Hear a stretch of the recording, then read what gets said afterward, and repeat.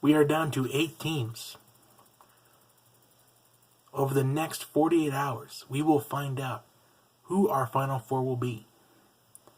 Before we get to that, let me just acknowledge that we finally got a buzzer beater, a great finish, and an overtime game all at once.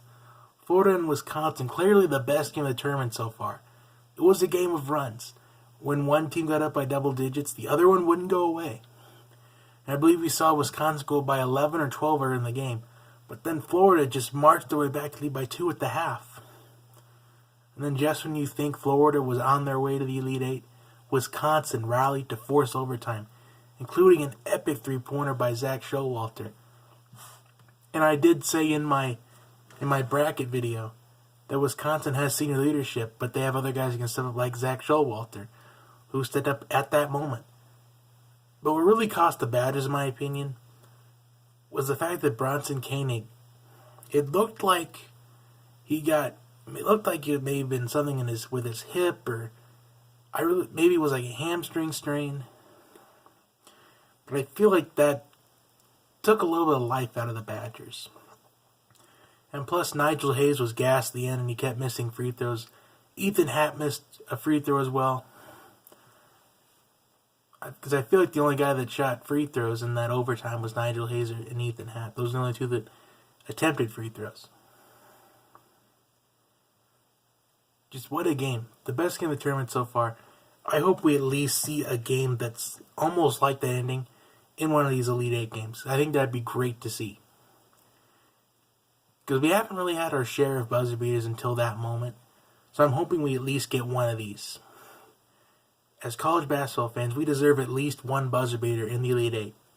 All right, let's start off with Xavier versus Gonzaga. This is the first game that's going to be played in the Elite Eight. Xavier, clearly the Cinderella team this year. The 11th seed, who was on the fence in my March Madness preview video. I said they had to win. They had to go to the second round in the Big East tournament to get in. But they did get in. And I gotta give credit's due. I mean, Trayvon Blewett, J.P. McCura, Sean O'Mara. Wow. Or J.P. McCura, John O'Mara. Just the fact they came back against Arizona just blows my mind. I mean, I almost thought Arizona was just gonna... I almost thought we were going to talk about Arizona versus Gonzaga. Now it's Xavier versus Gonzaga. I mean, just a crazy game. But I feel like this game could easily come down to defense. Which defense and rise to the occasion. Because both these teams do really well defensively. But in the end, though, I have to take Gonzaga in this one. I just feel like this team is just trying to get to the Final Four. They just have that aching desire to get there. Because they've come so close over the years. I believe the last... What was it? The last 2 or 3 years. They have fallen short by losing in the round of 8. I think that's what... Actually, no. Excuse me.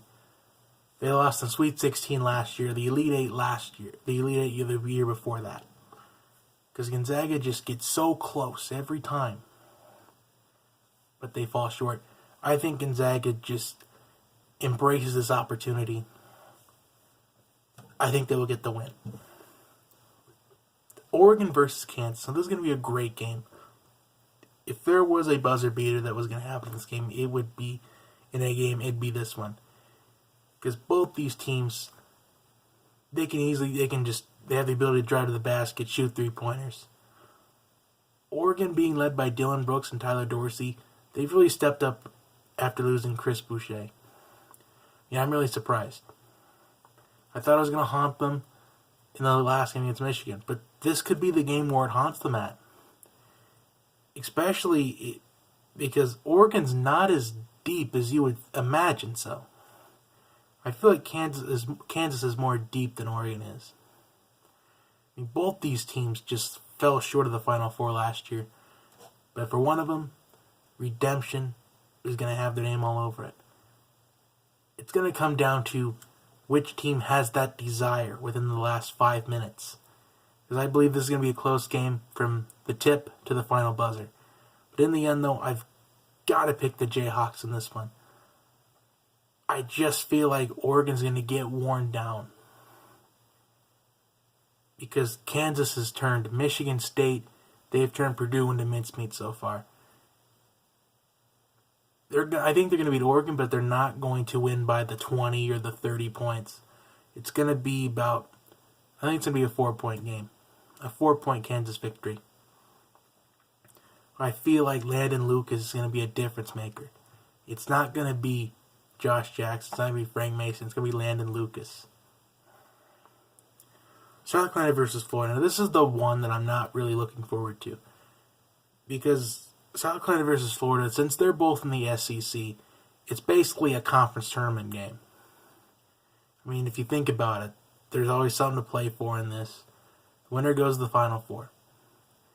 But it's basically a conference tournament game. That's what I didn't like last year about how it was all set up.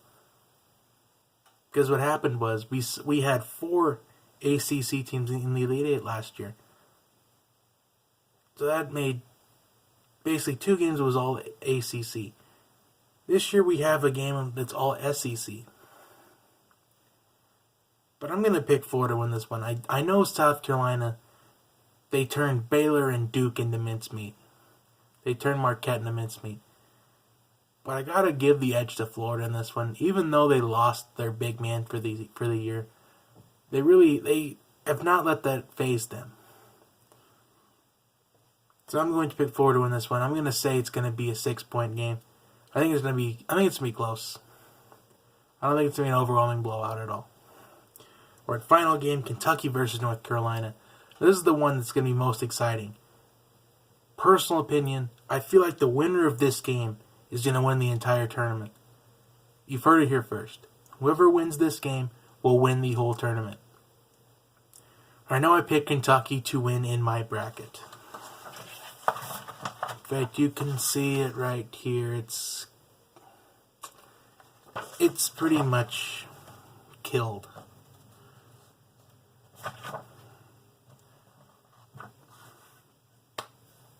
But I think it's going to be a great game. I mean, if Kentucky plays the way they did against UCLA, it's going to be a long afternoon for North Carolina. And if North Carolina plays the exact same way they played tonight against Butler, it's going to be a long day for Kentucky. So it's going to come down to which team can rise to the occasion. And with the team that I think can rise most to the occasion, I think it's North Carolina. I just feel like they just have a small edge because they've been there before. Just think about who you have in North Carolina that's those from last year's team that had to experience just the heartbreak and the anguish of that buzzer beater by Chris Jenkins. Isaiah Hicks, Kennedy Meeks, Justin Jackson. Do you not think those 3 want to get back to the Final Four to finish what they started? Do you not think so? And for some players on Kentucky, this is the biggest game in their basketball life so far at this point. Like, you've got Fox, you've got Malik Monk, you've got Derek Willis, Isaiah Briscoe. This is the biggest game of their basketball careers at this point. And I feel like Kentucky is just going to fall to the pressure, unfortunately. And it's going to kill this bracket as we know it. I'm picking UNC to win this game. I just feel like North Carolina is much deeper than Kentucky is. That is going to do it. If you're keeping score at home, I like Gonzaga, Kansas, Florida, and North Carolina all make the Final Four. We will see how I do. That is going to do it. Like and subscribe to the channel. I believe we're at 661 subscribers now.